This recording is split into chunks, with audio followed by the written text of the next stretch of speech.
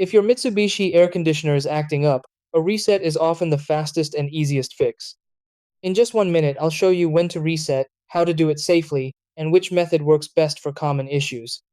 Over time, Mitsubishi AC units can develop minor software glitches that affect performance.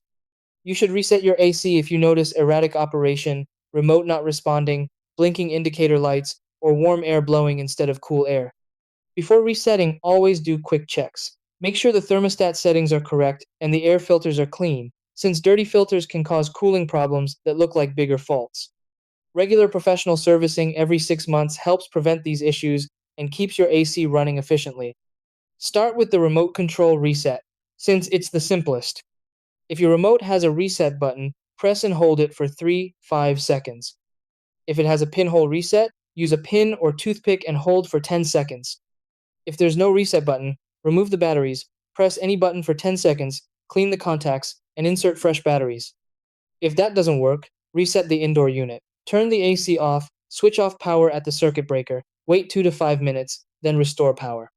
Some models also have a reset button on the indoor unit. Press and hold it for 5 to 10 seconds while powered off, then reconnect power. For vane or swing problems, turn the unit off, press and hold the vane control button for 5 seconds, then turn it back on. If issues continue after these resets, it's time to call a qualified technician.